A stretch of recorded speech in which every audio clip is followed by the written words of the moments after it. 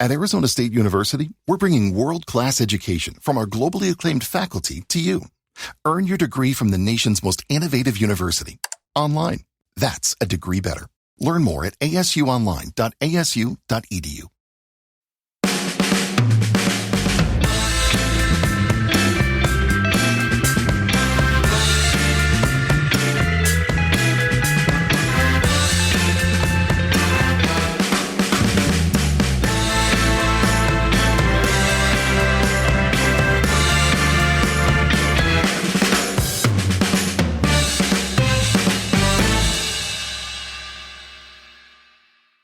All right, I'm here with Wayne to talk about... Wow, there's a lot to talk about, Wayne. But first, how are you? I'm good, thank you. I had a nice weekend. It was warm last week in Manchester. It is now rainy and grey, so the status quo has returned, thankfully. Right. You wouldn't believe it, in my office, the time of this recording is 4 p.m.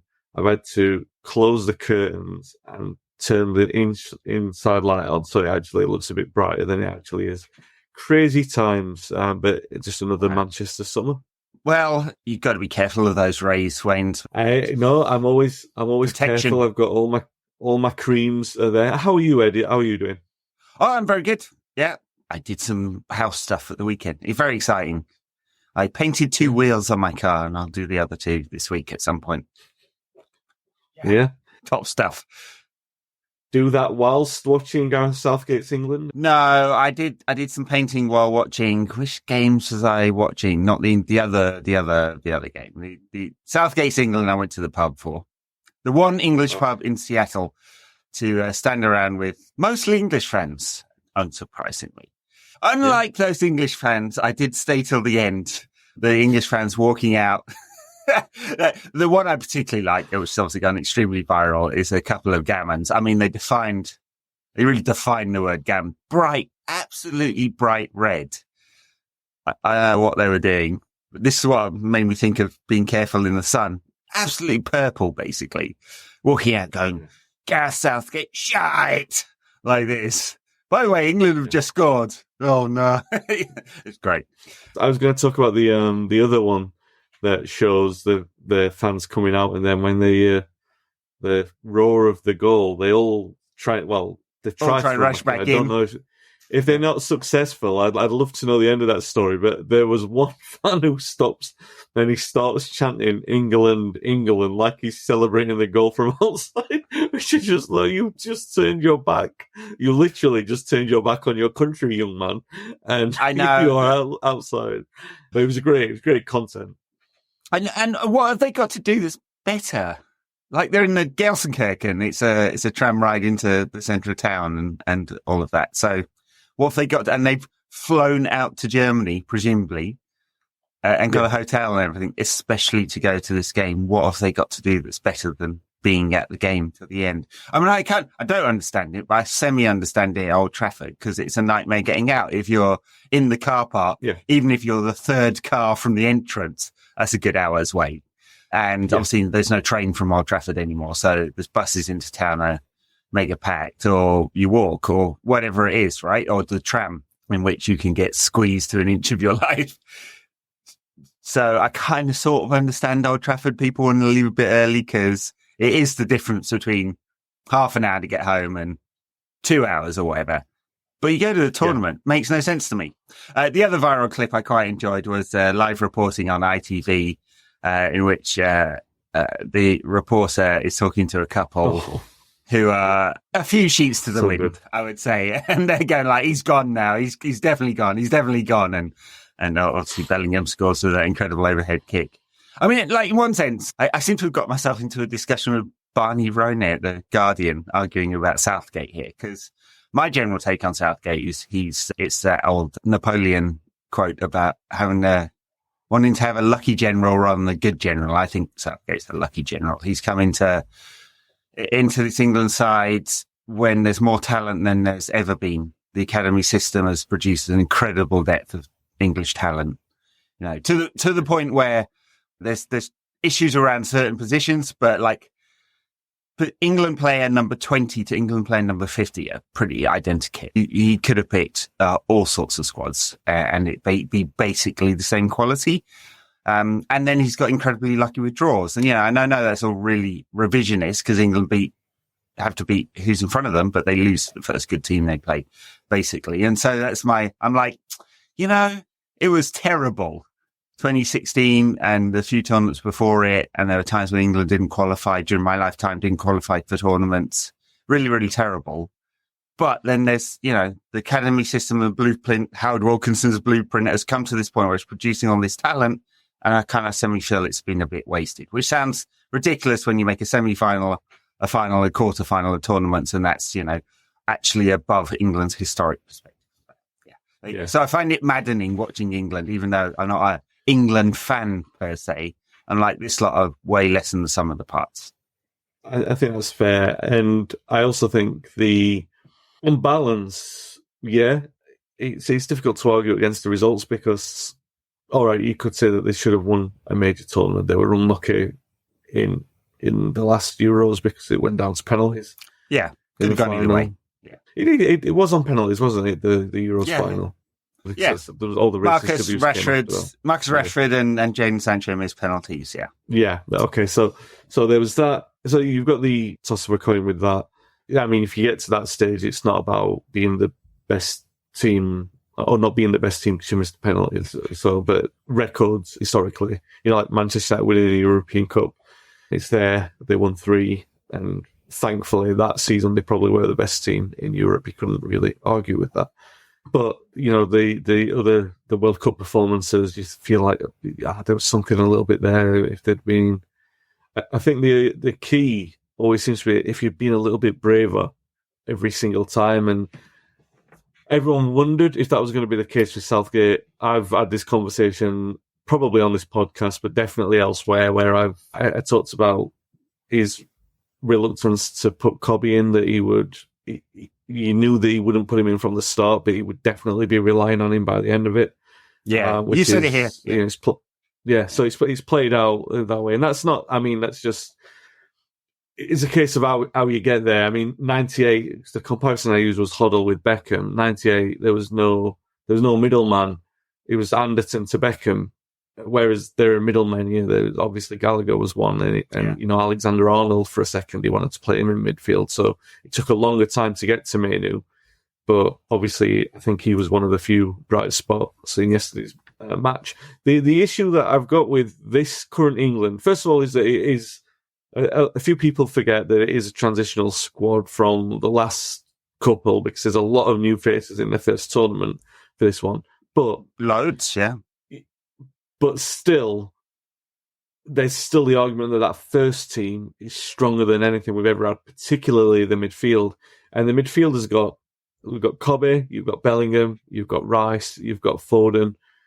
England are as blessed in that department as they've been in our lifetimes. And apart from singular figures like Robson, obviously, but as a unit, they've got a great blend.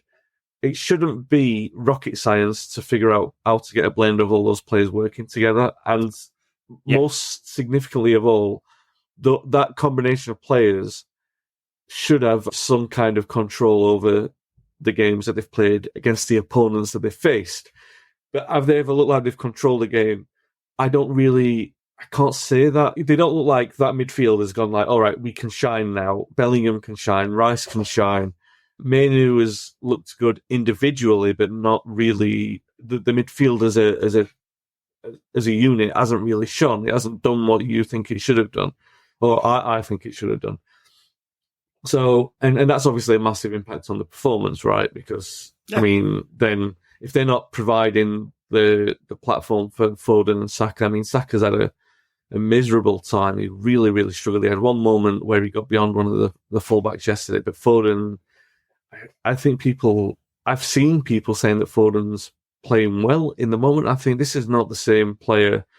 The two issues I've got, Ed, and I'll just close with this, is that my worry with England, not that I'm massively invested because I'm still from that our generation of United over England, so I won't cry any tears if they lose. I'll be disappointed because I want Cobby and Shaw to pick up a not even a participation. It's not even a participation medal, is it? At this point, but he's there. He's there. So my issue is not I'm not that invested in it, but I look at it and I think everything with England, their problems come to roost, and they seem most evident when the players start playing hero ball. And we saw it in the past with Gerrard was a big, and even Beckham to some extent, but Gerrard was the biggest culprit of all. And Alexander-Arnold and Foden have shown worrying bits of that. And I think I'm not saying to not play them, but I think like when things are going wrong, and those two start trying the hero ball, you know that things are running away from you. Thankfully, we didn't have that at the end yesterday. But I think it's a symptom, not a cause. It's a symptom of the system not working. The squad was the wrong squad, right? So Southgate has built this kind of reactionary football. Now, it's not quite Ollie ball, and I think I've made that comparison before. And Carl Anker, friend of the show, has talked to me around on that one. I think he's right. The two systems are a bit different, but it's basically reactionary football. And they don't look to control things. And they've been at their best when they've had speedy wide players like Marcus Rashford or Sterling who have supported Kane. And now he's gone completely different direction. He's built a squad or picked a squad for possession-based football. And then I think he shit the bed at the very last minute and he's kind of panicked and gone, oh, hang on a minute. Like we haven't actually built a playing style that's possession-based, even though we've got all these players. So you've got Kane, Bellingham and Foden, and Saka to some extent, because he wants to cut inside at all occupying the same zone. Yeah, all of them. Yeah. Kane drops deep, Bellingham's at number 10, when he probably, if you were brave, would have played 8, which is where he'll play for Real Madrid next season, by the way. And Foden cuts inside to that half space as well. And it's a system problem. And then they've got nobody who can play into space, right? So the ball has to go into feet all the time. It's really ponderous. So, and then the other issue is, Rice can't play out in the half turn. I mean, it's been said before. He's much better if he's facing the right way when he gets the ball, which is why it should look better with Kobbie Mainoo in there. Rice just has to play a 10-yard ball to Kobbie Mainoo, take it off the centre backs, play to Kobbie Mainoo. Kobbie Mainoo will play the quick 1-touch, 2-touch football into the attacking players, and England will be able to build up, right? And obviously it's massively impacted as well. Last thought by Luke Shaw not being fit, just massively impacted, because that idea that everyone is like England can't build up, and then when they can build up, everyone's clustered into the same zone would be very, very different if you had an attacking fullback on the left who'd create space and overloads and occupy some defenders. So I actually think it's quite an easy problem to fix. I mean, if Shaw's fit, great. Unfortunately, it looks like he's not. Or maybe fortunately for United, because if he plays, he's going to break himself, clearly. But I think the rest of the problem is quite easy to fix, and Southgate hasn't clocked it yet. And obviously, he knows way more about football than me. I'm just some dude who talks about football on the internet. I'm not actually a qualified coach or anything like that. So take it with a pinch of salt. I'm always obviously talking nonsense here, but it just seems very obvious that these are some problems that could be fixed. They've got a week, but Southgate has always been reluctant to make the really bold decisions. You know, he's picked more attacking players when in the past we'd like, oh God, he's playing such a defensive team, but they're playing the same way. Right. So I don't think there's any change in England's style, despite there being lots more attacking players. So he's got a week to fix it, but I'd be really surprised if he does. I think he'll basically pick the same side. If he was really bold, I think he'd play someone a bit more attacking on the left. I mean, attacking, like not cutting inside, playing a bit wider. It's probably Anthony Gordon for Foden. And this is mad, isn't it? Because Foden is English Player of the Year. You got Bellingham, Spanish Player of the Year. You got Kane, Bundesliga top scorer. You've got Saka, absolute brilliant season, brilliant player. Whisper it quietly because he's a gooner, but, fantastic player. That should me a much better attacking team than it is. And in fact, it's less than some of the parts. And I think that's all on Southgate, despite his successes from 2018 till now. All right. Shall we talk about some real football, not England? That's 14 minutes on England. Oh, one second. One final second on England. Right. Just to say, like, because we can't, I mean, we talked about everything, viral videos, Southgate's things and all that, which I agree with, all the things, points you've just made there. we got to have a second because an England player scored an overhead kick in a knockout round, which to save us in the 96th minute, which I think is spectacular enough to warrant some kind of comment. Look, like I said, I don't have any real investment, but I did really cheer that yesterday, and I feel like he was fairly average throughout the game. He's had a difficult tournament, Bellingham, because you can see the weight of expectation on him. But that was a moment. That was a real moment. Oh, yeah. Well, and beautifully executed. Just great to watch.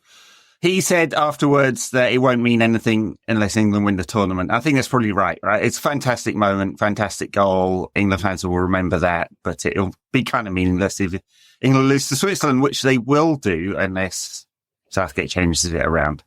But yes, unbelievable moment. I did enjoy him running away, going, who else? Kind of like those clutch players who are arrogant enough to just kind of realise it. We'd love that at United, wouldn't we? So yeah, we'd love him at United as well. Missed that one out. Thank you, Ed Woodward. All right. So much going on at United at the moment. So we're going to talk about a few things. We're going to talk about some of the coaching changes and Dan Ashworth coming in to sort of completely overhaul of the structure that Ineos had promised.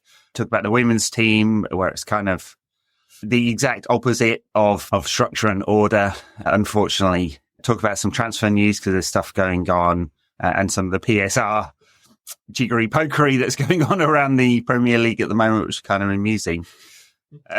All right, should we get on to coaching changes? I did try and record a daily on Thursday or Friday to talk about this, and we had a tech fail with Isabel. So we can talk about it all again. Ruud van Nistelrooy, don't think he's signed on the dotted line just yet, but it's expected that he'll join. Former United striker, former PSV coach. Unclear exactly what role he's going to come into, but he'll be joining the team. I find it, just from a fan service point of view, extremely exciting. What a player. And then Rene, Hake, he rolls his R's, and there's a big A at the end. From Go Ahead Eagles, mid-table Dutch team, very, very long coaching career. Sometimes as first team manager, sometimes as assistant. I think he can slot into an assistant's role. So what are your initial impressions of these coaching changes? Well, from what I understand, Benny McCarthy's leaving, right? So Van Nistelrooy is the obvious sort of striking coach to replace him. It is a little strange. Like you said, the fan service element of it is a little strange because I think, monkey see, monkey do is the best example is Roy Keane of being a manager whose biggest failing was that you would have thought his biggest quality is that he can inspire people to do things that they're incapable of doing otherwise without that kind of inspiration. That's what he did on the pitch. However, translated into management, his biggest failing was that he was frustrated that they couldn't do the things that he wanted them to do. Van Nistelrooy, I wonder, we don't know because we've not seen it in action. Will it have an impact? Will it make can you teach that kind of thing? You can't teach wizardry with some players, so can you? I know striking's a different kind of thing. There's an art, there's a science to that, so hopefully he can. And we've got players who need that, so certainly. And look, fan element of it, I love Ruud van Nistelrooy. He's one of my favourite players of all time. And from that era of time, because we weren't, by today's standards, yes, massively successful, but he only had one league title in 5 years at the club. So it's a period of time which is associated with relative underachievement. It's great to have him back. The go-ahead coach, whose name I'm not going to attempt to pronounce, but you did a sterling job at it, I'm sure. I do find it interesting that they're both Dutch, that they're from the Dutch league, because you would think that's a bigger investment in Ten Hag. You know what I mean? It's an indication of a long-term sort of stability, but that in a weird way, and I don't know why I'm saying this. I don't know. It's just the pessimistic side of me, because I still feel like Ten Hag's bought himself a stay of execution, and I know that that's going to come with a new contract. But I still feel like we've got a storm that we're not quite out of, and maybe this big investment of giving him all this stuff, which is there obviously for him. And I like that. I like the intention of that.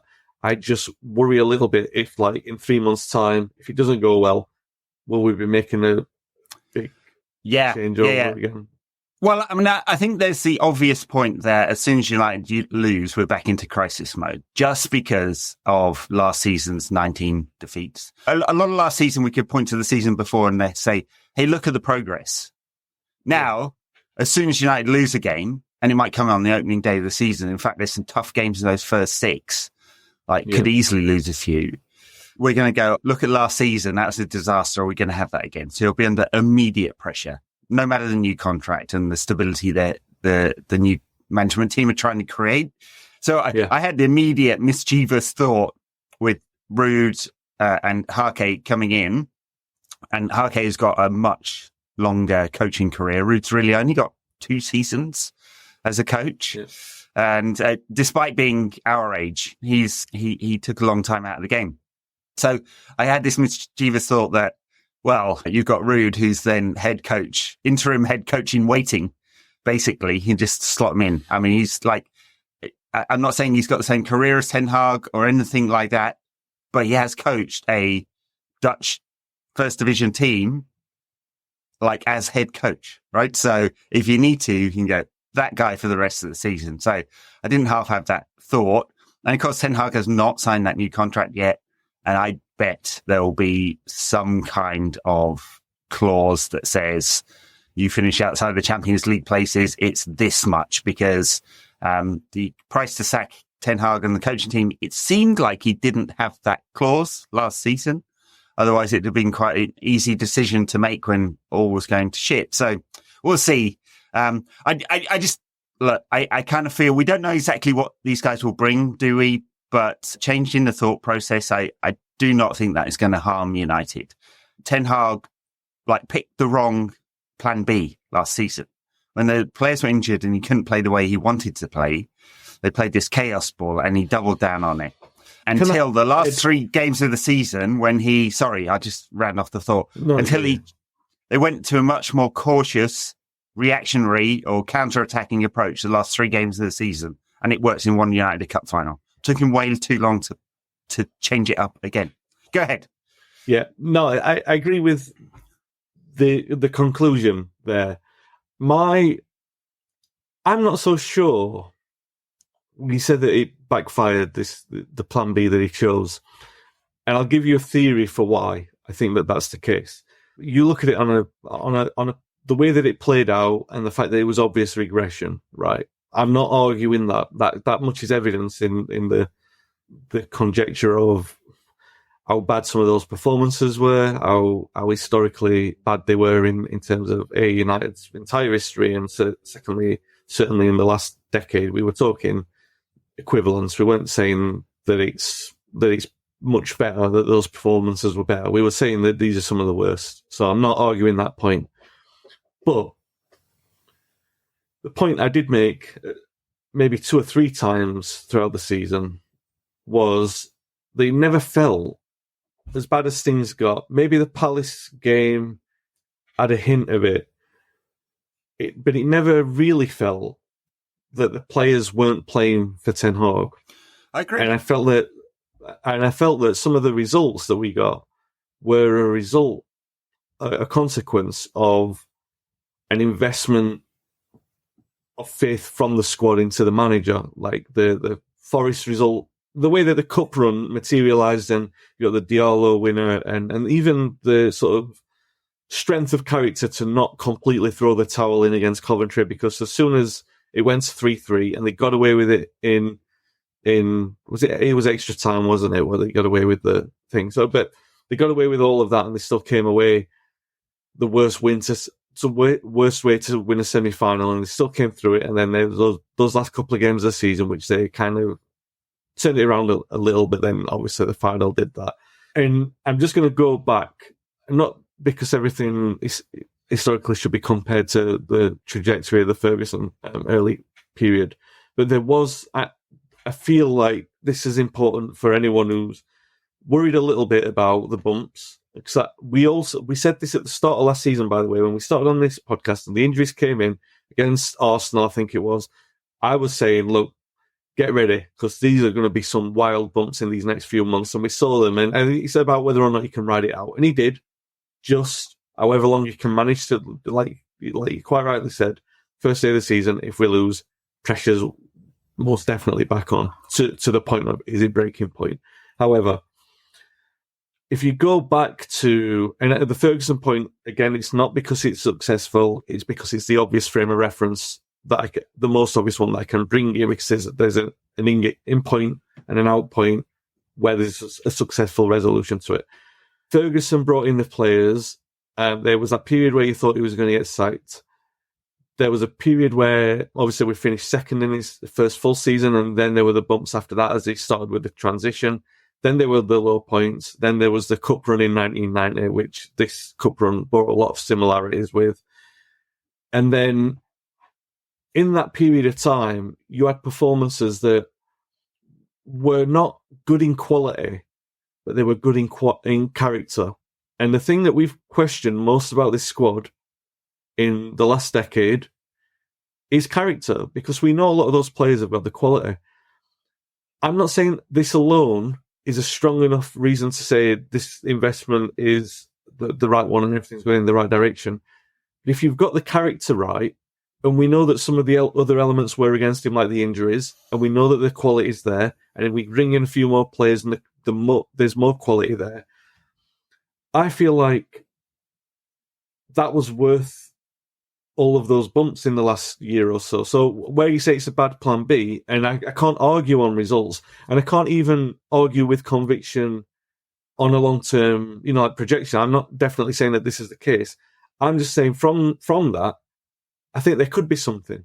There could be something tangible that says this is actually more worthwhile. It was more worthwhile navigating that than anything that we've been through in that decade. Because if you've got that and it's right, then so much else can fall into place. Anyway, that's just the point I wanted to make with that. Yeah, look, I think it's a fair point. This squad did not down tools. I know that's a really kind of reductive term. He lost the dressing room or whatever, but they did not do that.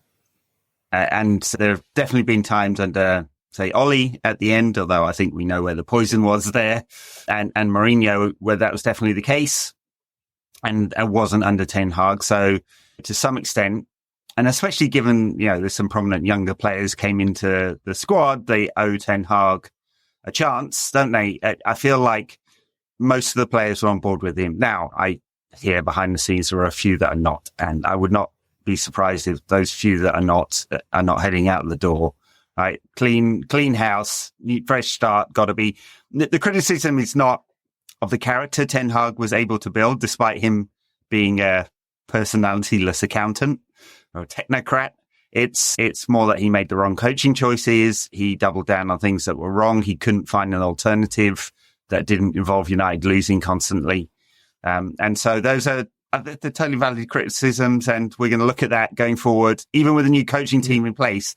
And to kind of come full circle on this conversation, it's that new coaching team have got to be stronger going, hey, mate, this is not working. And which apparently is what McLaren and Van der Gaag did at the end of the season. They said, hey, isn't it about time we tried plan C? And that was Arsenal, Newcastle, Brighton, and the City Cup game. And obviously, lost to Arsenal, but were spirited in their performance, beat City. Lost to Brighton. That was a real mess. But beat City, right? They tried to plan C and beat City. And that's what I want from the new coaches, is to go, hey, there's something not quite working here, or here's how we're going to do it. And somehow help Ten Hag instill something that we can recognize as a team. And amid the kind of chameleon that Ten Hag is, the kind of, we know, and that, like, plenty of ways to skin a cat, right? It doesn't have to be Pep, doesn't have to be Mourinho ball, doesn't have to be Allardyce ball or whatever. It doesn't have to be a single definable thing, but there's just too much chameleon ball, just constantly like tinkering and not having an identity to this team until it came to chaos ball. And that's the longest period of one sustainable type of system United had. And it was an absolute disaster. So anyway, good luck, Ruud van Nistelrooy.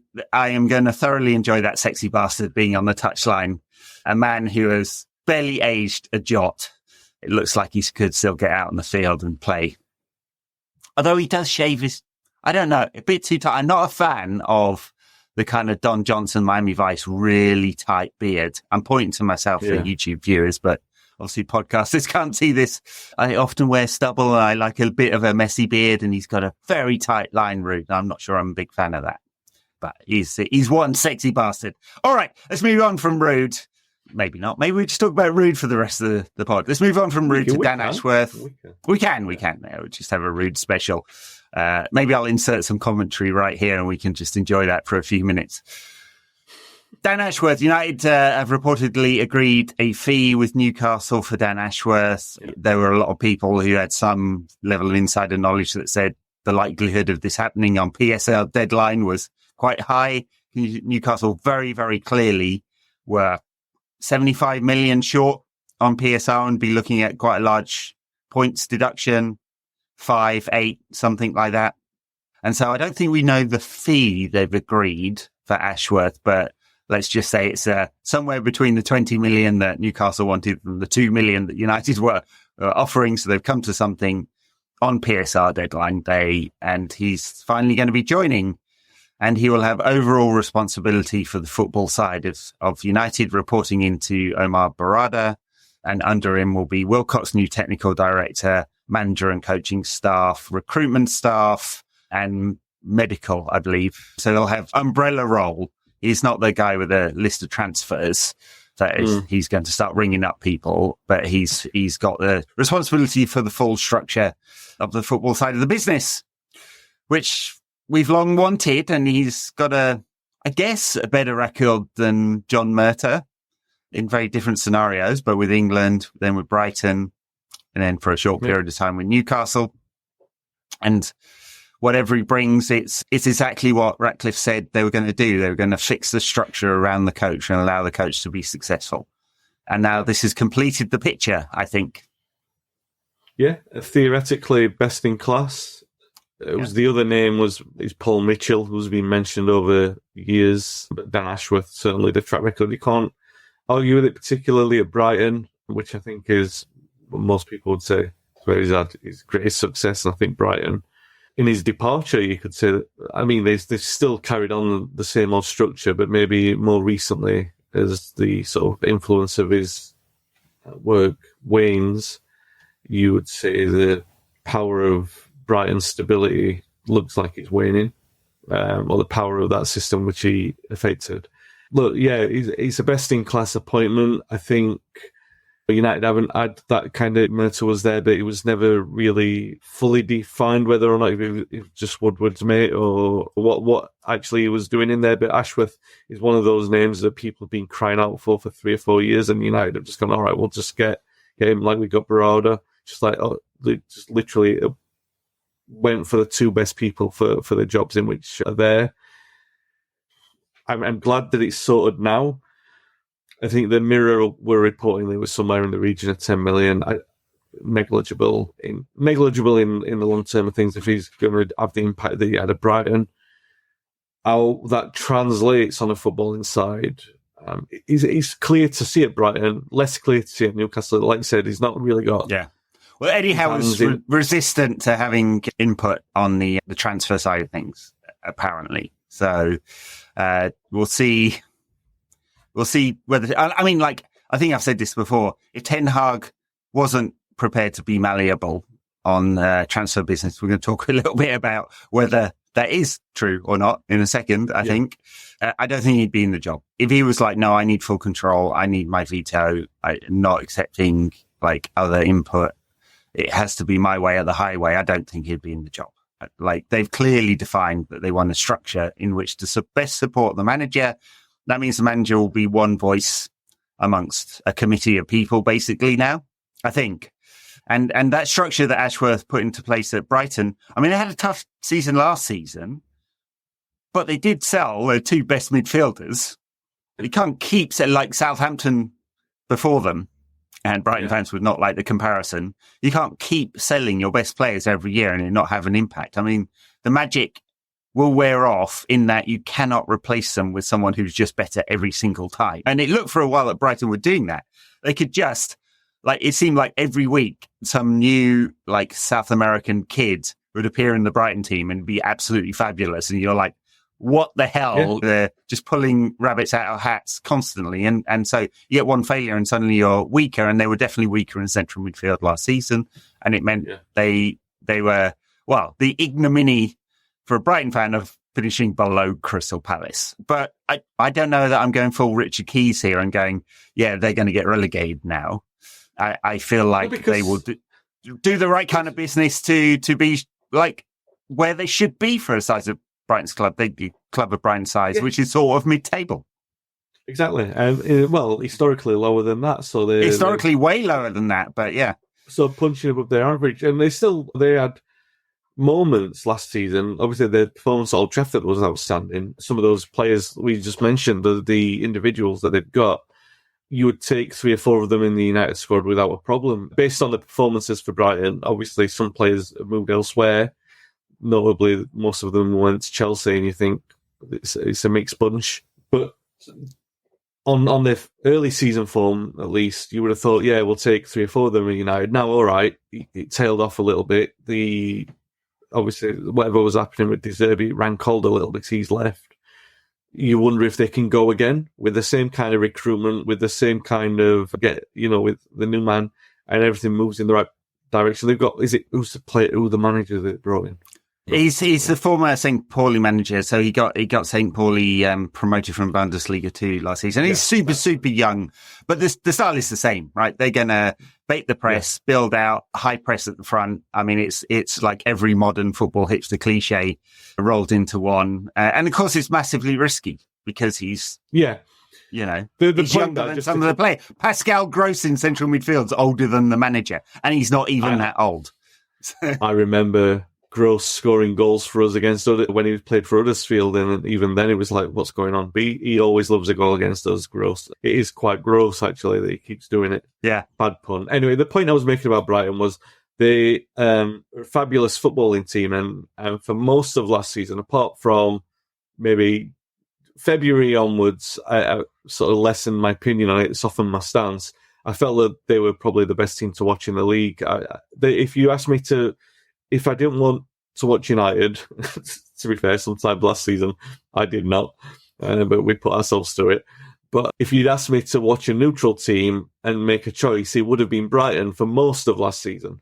So the overriding point there is that I still feel that was the benefit of Ashworth's structure. However tangible that is, we don't know. I guess we'll find out firsthand. There are not a lot of Newcastle fans who were unwilling to lose him, but I still don't feel like the proper influence that we saw at Newcastle. And I feel like, obviously, is posturing from the Newcastle fans who were just unhappy that they were losing him to United. And entire nonsense of... And we're as guilty of it as anyone, but I understand if a club's unwilling to play ball because we're not going to pay a transfer fee or we can't pay a transfer fee. Every club has been in that for so long, but Newcastle is this like new rich club, so unhappy that a club can come and take what's theirs. And how unhappy they were about it, and talking about money and everything. It was so rich, everything because they've been so desperate to see their club do what City have done. Yeah. So seeing them struggle to be able to do that has been fun. Anyway, I think it's a good appointment. Well, just on that point. just on that point, Newcastle fans, sorry, interrupted because I couldn't help myself. But yeah, they are desperate. They've sold their soul very, very quickly, the Newcastle fans, because they're desperate to. They've had historically fantastic crowds, big club, zero success, right? And Newcastle fans for decades have turned out at St James's Park and seen absolute crap and a load of crappy owners over and over again. And I don't normally wish that on other supporters, but these gits, maybe. No. So I'm not surprised they were ripe for state takeover. I mean, they're the perfect model, basically. Take a team that's not doing so well. You then got an army of supporters and they turned out that way, and they will argue, like, even though they know it's wrong, they will argue and argue and argue, right? And it's a horrendous regime that has taken over that club, and they've done it entirely for soft power, hard power, and reputation washing, and the glory of MBS and all of that kind of stuff that I guess we don't need to relitigate. So I'm not surprised the fans bought into it. I do think the immediate sense of entitlement is kind of weird, right? This is despite 50,000 people turning up at St. James's Park for the last 50 years, they've had zero success, right? They are not one of the big clubs. Like, they're just not. And so the entitlement, like football has a hierarchy. It just does, right? The richer clubs take players and now directors of football from the smaller clubs because, people who think they've got some talent gravitate to the place where that talent can fulfill itself the most. Also the money's there, right? So this has always happened in football, will always happen in football. Newcastle fans are like complaining about the cartel, quote unquote, because they think the Premier League are in cahoots with the larger clubs to keep them out and keep them away from the success they're entitled to buy. And I find all this a very, very, very strange argument, but they are the perfect vehicle to make that argument. They're also, to navigate into the next section of the pod, which I'm sure was in your notes, they're also one of the clubs who are implicated in the PSR merry-go-round. Yeah. Well, look, their revenues, Newcastle's revenues are about half of United's, less than half, in fact. And then they spent a load of money on new players last summer and the winter before that in order to accelerate their development. And they got ahead of themselves because they got into the Champions League. And I don't think anyone at Newcastle expected that kind of performance season before last, and they regressed a little bit last season. Of course, they had some injuries as well, but they've had to try and find a way around it. And the way they've found to get around it is to sell to their younger players. Elliot Anderson, he's gone to Forest. I think another player might have gone the other way. It looks like a bit of a PSR jiggery pokery, skullduggery, which is to sell a younger player for a very high inflated fee because you book that all that same year and same year's account. So it's booked into 23-24 because it ended on 31st of June, 30th of June. And Minte, is it? Who's never played a game for Newcastle, but had a season on loan in Holland last year at PSV and did pretty well, apparently. So he's gone to Brighton for about the same kind of fee. Interesting to see if he's any good. I've no idea. Never seen him. They rate him highly up there. I know they rate him highly, Minte. And then there's the Villa players, the two Villa players who one's gone to Chelsea. Mari, something, whatever. Yeah, gone to Chelsea for a huge fee, never played a game or played 2 games for Villa. Yeah, there's a lot of very interesting stuff. When you have to keep briefing that these are separate deals, they're not separate deals. I mean, it doesn't half smack of the Juventus-Barcelona Arthur Pjanic swap, for which people were investigated for fraud because these were both, they were both like rated at 60 something million. And everyone was like, what's going on here? It's clearly a swap. Now, everyone's learned from that and they've gone, well, we better do separate deals, even though there's clearly a bit of nod, wink, wink amongst a group. Yeah. I wouldn't call them a cartel, although look up the definition of cartel. And one might come to that conclusion. Yeah. They clearly had a little conversation under the table, said, well, wouldn't it help our PSR position? Because Villa in a lot of trouble, Newcastle in a lot of trouble, Forest in a lot of trouble, Everton in a lot of trouble, and Chelsea in a lot of trouble. Who are the clubs transferring players between themselves? Yeah. Very interesting.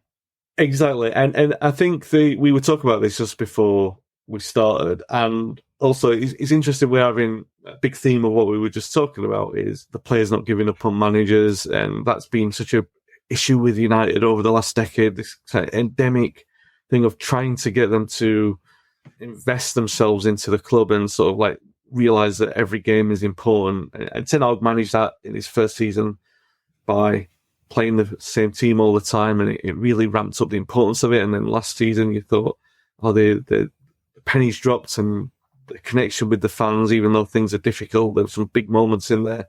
Now, how can you foster that kind of, or how can you blame players? Because this, I guess every generation has it because the money's exponentially grown throughout the generations, where every generation of old fuddy-duddies sat on the old wireless, what it was, and then it became, the talk shows, and then it became the podcasts, and we all sit here going, oh, the players are mercenaries, blah, blah, blah. But you can't blame them when what's happening now is so disrespectful to those players, because you are telling 18-year-olds, uproot your entire life and move for the purpose of us being able to navigate. Your career means nothing to us because we need to circumvent some financial loopholes right now. I think that's disgusting. I really do. Yeah. Well, it's when Roy Keane said players are just pieces of meat, and it doesn't half make it feel like they're just assets to be sold, bought and sold.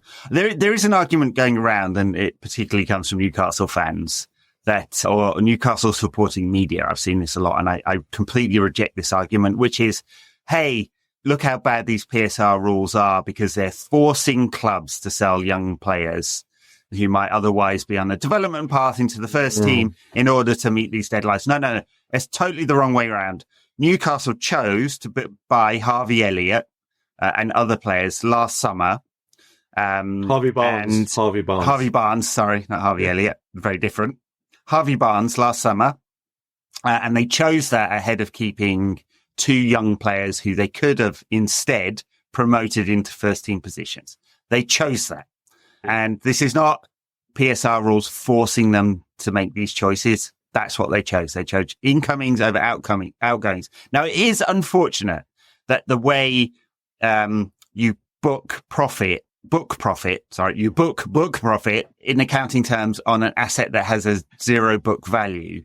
Now, this is not to do with PSR necessarily. It's to do with these players their contract has an asset value, and the profit they're able to book goes into the accounts, right? So if United sell a player for 50 million who had a 5-year contract and they're 3 years into the contract, the book value is going to be 20 million, right? So they sold the player for 50 million, 20 million book value, 30 million profit. Like very basic accounting. And so if you sell a player for 35 million in Yankuba Minte or 30 whatever million for Elliot Anderson, the book value is zero, so everything is profit. Whereas if you buy a player for 50 million, you amortize that over the length of the contract, typically 5 years or at maximum 5 years now. So you pay out 10 million a year. So this jiggery-pokery, they haven't magicked up money. Like, they've just kicked the can down the road. And in some cases, especially with Villa, there is a material uplift in their incremental PSR cost, player amortization cost each year.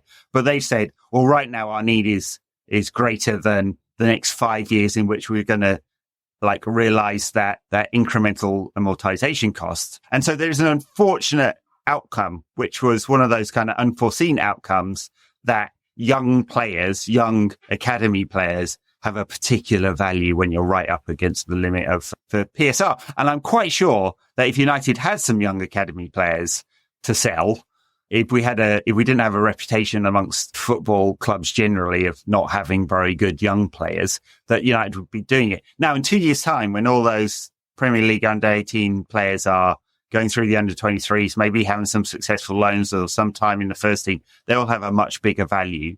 And maybe United will look at that as a fourth source of income. We haven't done that successfully. Historically, City and Chelsea have done. And now Aston Villa and Newcastle and, well, maybe Everton, if they can get away with it somewhere, are looking at young players as a source of balancing the value on the books. And it's kind of unfortunate, but I don't think it can change. No, a conversation that we've had, and it might have been as far as 18 months ago, United have historically, what they've always done with the younger players and players with longer service, is they have let them go for smaller fees because it's a reward for service. And the fact that there was always I don't know what it is now, I'm not going to pretend, I think it's somewhere closer to the middle, but there was always a massive disparity. Like the younger players, the homegrown players were always paid relative peanuts to the players who were brought in. I know that in recent years, with players getting agents and things like that, it's become a lot closer, so it's not really the case now. But historically, there was always that case of they rewarded that by letting them go cheaply and helping them find places. But obviously, I mean, there's nothing against using that as a business model, because historically, again, just to go to the incorporation of that, why the youth team was incorporated in the first place was A, to bring players into the first team, but B, to raise funds. That was the mandate of what the youth team was for. So if part of this modern acceptance of it is to do it in a way that raises funds in, like you just said, for the book value, then fair enough. But I think it's the shamelessness of what they've done this summer to circumvent rules, which is not putting the players' welfare first and foremost. Not that that's the thing. I just think it's disgusting, that part of it. And if United, if they do that in terms of it's part of moving forward and we start seeking bigger prices for players, then fair enough. But if it's done in the way that it's done this summer, it'll leave a very bad taste if they get caught up in that. I agree. I think there's nothing wrong with running an academy to say, like, ultimately, first job, and Nick Cox says this, like, very eloquently, first job is to try and find a pathway for these players into the first team, right? That's job number one. Success of the team, great. Like, it was very nice the under-18s won Premier League, North, and the playoff and the Cup last season. But if none of these players make the first team, that's a bit of a failure, right? Second job is to make sure these players have a good career. So that's teach them the right way. And if they can't have a career at United, they have a career elsewhere. And there's a kind of duty of care there to these players. And United have always thought about that, I think. Even in the years where it felt like there was an underinvestment during the sort of middle block of the Glazer era, felt like there was an underinvestment in that academy. Now that's been corrected. They've got a good structure there. There's good players coming through.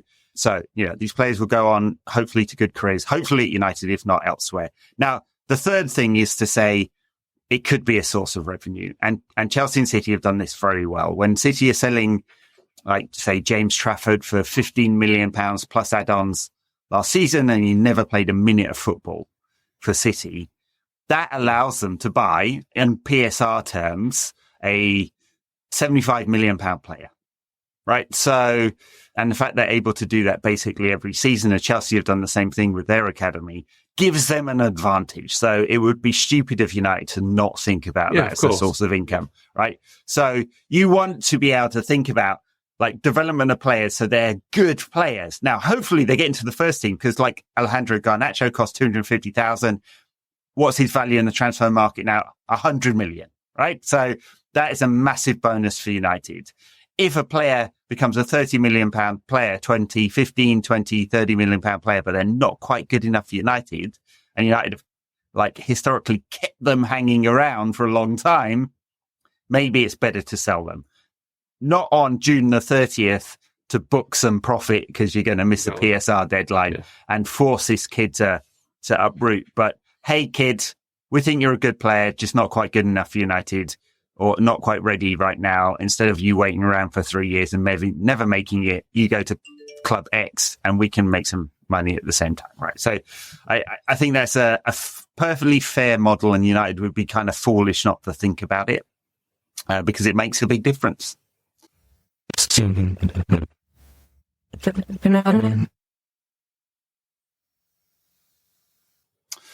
All right. We got a couple other topics to talk about before we go. Transfer season is upon us. There's a lot of talk that United are discussing Matthias de Ligt with Bayern Munich.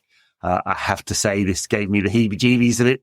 This one, there's some PTSD, isn't there? By buying players from Bayern. I think I said before we started, Fergie used to say, if it's Italians, if Italians tell me it's pasta, I look under the sauce. If Bayern are selling you a player, check out his injury record, because Owen Hargreaves was very much broken, and to a slightly lesser extent so was Sebastian Schweinsteiger. Yeah. If they're so keen to sell him, why? And you look into his injury record, he's had a lot of small injuries and then a couple of serious ones last season with a knee injury. Doesn't half give me pause for thought.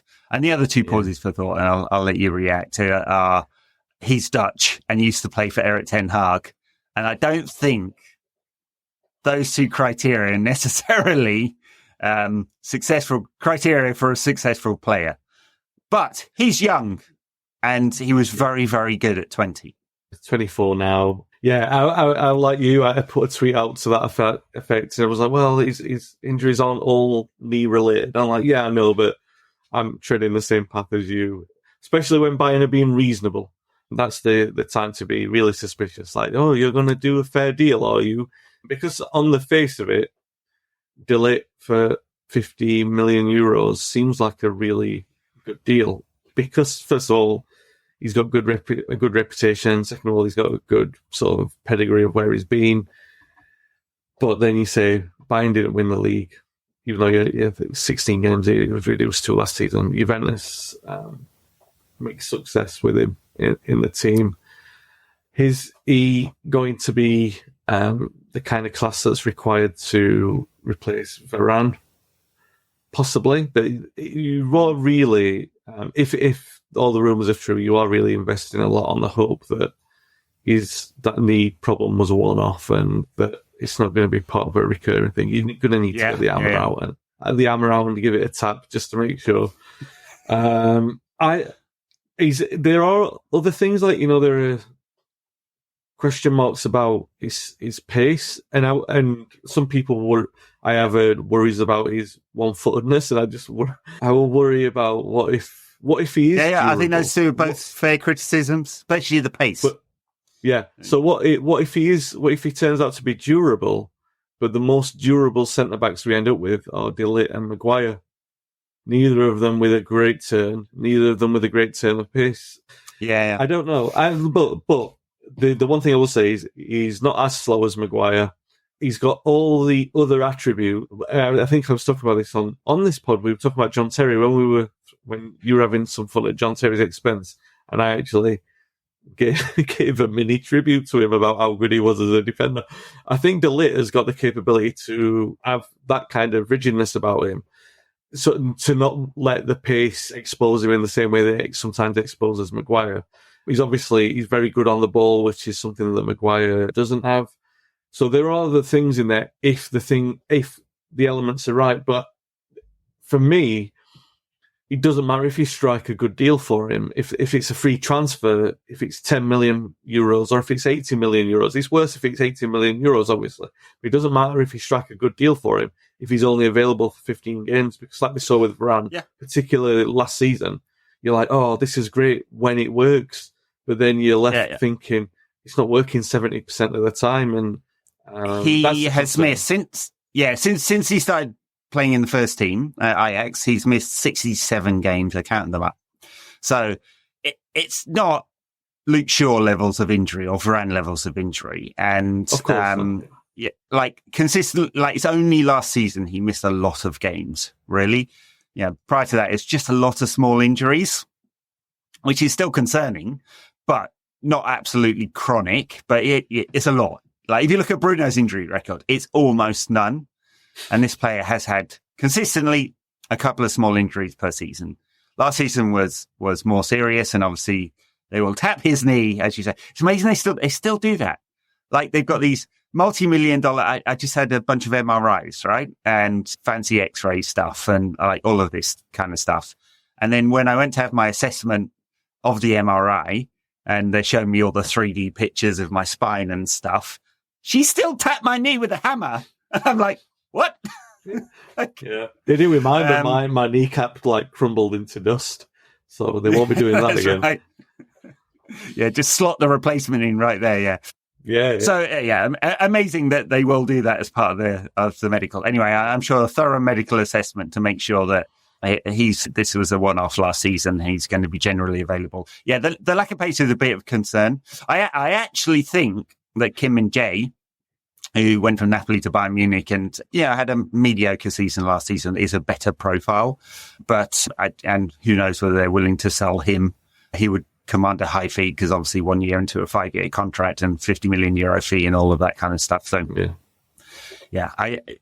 I'm not sure the profile is exactly perfect, because if you look at where they've gone, Brantwaite, Everton not playing ball over the fee, Jean-Claire Todibo, UEFA being gits and not allowing a transfer, and United apparently haven't explored a way of moving him around a group of of clubs, to De Ligt, who doesn't feel like the same profile of player to me as those two. So I really wouldn't be surprised if they bring him in. He's not the one of the right-sided centre-backs, and then they bring in a left-footed player because obviously Martinez's injury record is pretty patchy, and we really need another one of those. Yeah. So more to be heard. Clearly, United did not have a PSR problem because we were not desperately trying to sell off players on the last day of the accounting window.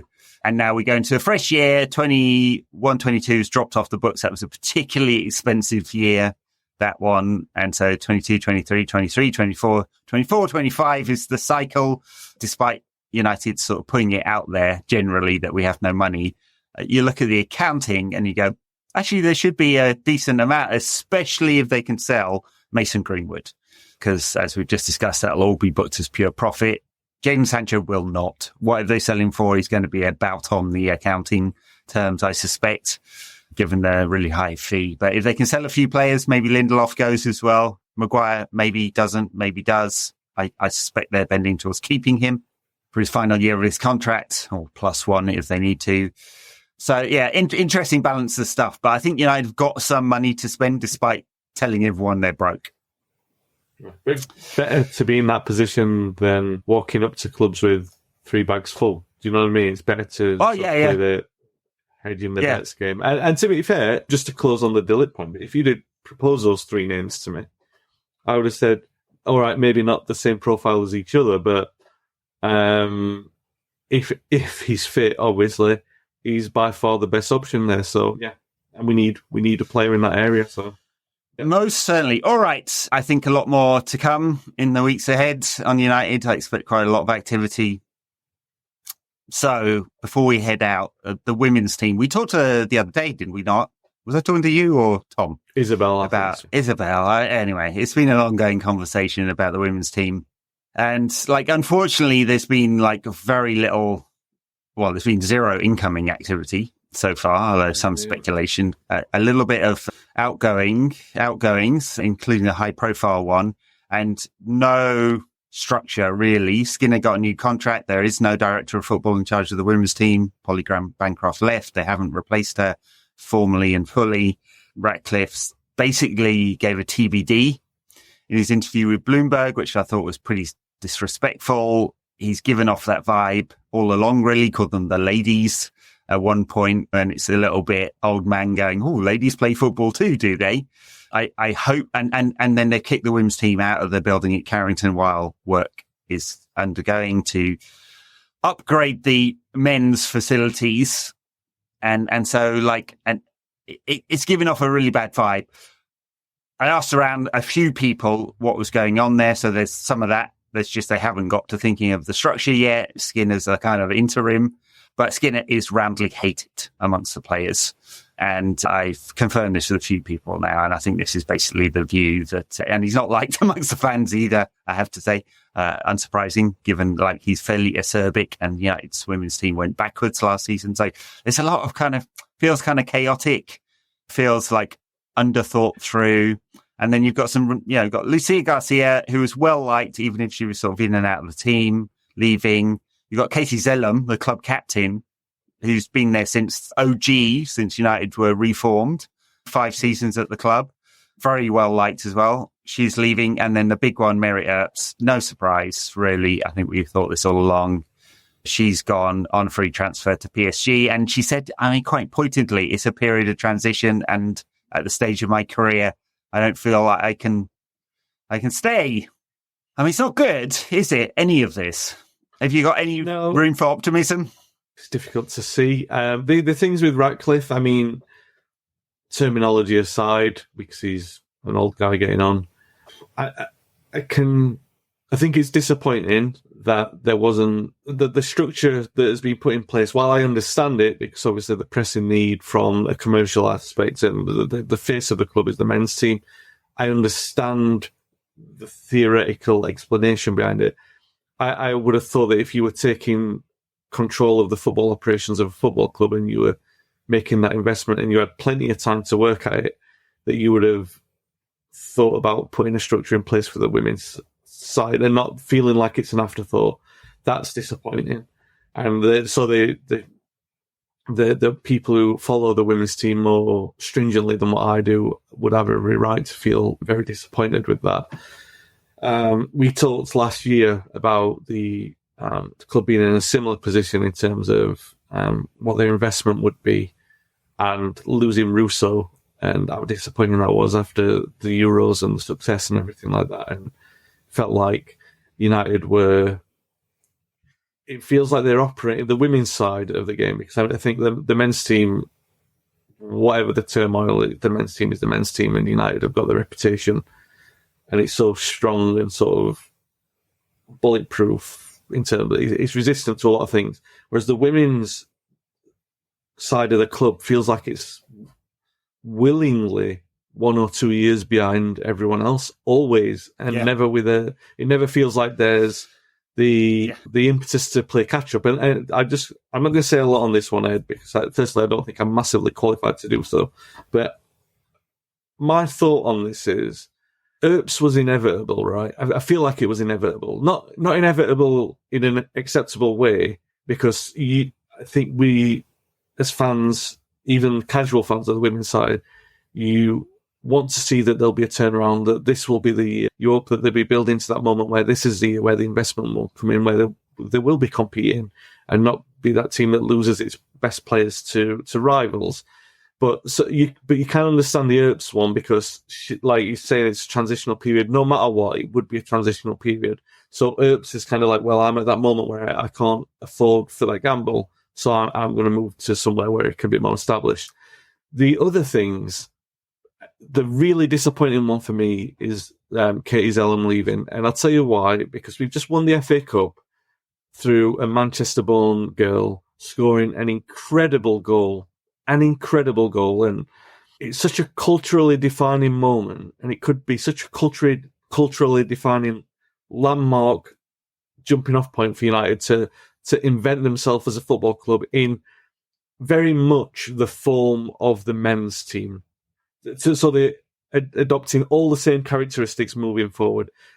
So to lose the captain who has been there since she was a girl, like, and you're not even doing that right after you've lost Russo, who's been so identifiable. Like, first of all, she was a hugely marketable asset anyway. But to make mistakes like that where you're losing those kind of players, all right, the direction and Skinner. I think those kind of things, as disappointing as they are football problems. So you're always going to have a problem with manager and players and all that sort of stuff. But the kind of structural issues that lead to losing players like that, they set the club back from, instead of moving, not even keeping the club on an even keel. And that's the disappointing thing. And I don't think it was inevitable, Wayne. I just don't think it was inevitable. I mean, that period of transition, I don't see why. Like, the women's team is so... Women's football is at a state, there's a bit more money in the game, but it's not so much money that you can't have a really sizable impact on your quality of your team within the accounting rules. And there is a hard cap in the women's game, but within those rules, you can have quite a sizable impact. You can say, hey, that new Snapdragon sponsorship, Qualcomm sponsorship, a proportion of that is for the women's team. And we're saying it's this proportion. There are plenty of ways to boost that revenue. In fact, United's revenue is pretty good on the women's side. It's 5.2 million, I think, in the last accounts. And so there are ways to go, hey, this is not an afterthought. They could have hired a director of football. They could have had someone looking for that, even if it was an exec recruitment firm. Okay, you're now the general manager. Here's your budget. We've found ways of increasing that budget. Make sure you keep your best players, bring in some high quality players. We're going to compete. Right. And it's like, it's just morally right. Right. So when I get quite angry when people on Twitter, and they do it all the time, go, 99% of United fans don't care about the women's team. Why are you talking about that? Right. These are elite sports people. Have some fucking respect. Right. But it's just morally right to go, like, we are Manchester United. We have a men's first team. We have a women's first team. We have a men's academy, and we have a women's academy, and we're going to treat them respect, and this is Manchester United, and we're going to try and win, right? And it was wrong that the Glazers shut down the women's team to start with. It was wrong that they waited so long to start another one up, and it's wrong that we don't give the women's team the respect that they should have. And it's an easier lift. I keep saying this in terms of like development of that team, financially speaking, to make them extremely competitive. We shouldn't be losing players, right? Lauren James, I can say she wanted to go to Chelsea, but we could have had an environment where she's like, I don't want to leave. Russo left because she was worried about the performance of the team. Earps has left because she's 31 and she's like, I want to win some things and I don't see this lot doing it. Katie Zellum, Lucia Garcia presumably have left just for financial reasons, right? And that's pretty worrying, right? So, I don't think any of it's good or respectful, and it doesn't have to be like this. You know, I don't like lionization of executives. I like football is a bit different because that's the star power and it's the talent, and we're all here to be entertained by the footballers, and we can hero worship them. Like lionization of owners or directors, I just find it a weird modern phenomenon. So never going to do that. Not going to go, whoo, Dan Ashworth, yeah, get in and celebrate it like a goal.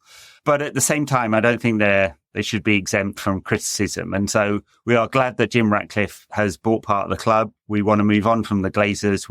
I think the plan, the strategy is the right one. We'll see if it's successful or not, but get the best in class in all these positions, create the environment where the men's first team manager can be as successful as possible. And they've just gone, women's team later at some point. And I just like, why? It doesn't have to be like that. So I think it's fair to point to that and go, this is an area for criticism and you should do better. All right. Real shame, that one. And I hope it's not a permanent thing. But I think we've run through all an hour and 15 of top content. Well, an hour of top content and 15 minutes of England at the beginning. All right. Thank you very much, everyone. Thank you very much, everyone, for listening. We'll be back again sometime in the future, soon, I think. And Wayne, thank you very much for joining me. Thank you. Pleasure, as always, to talk to you. Everyone will be back soon. Bye now.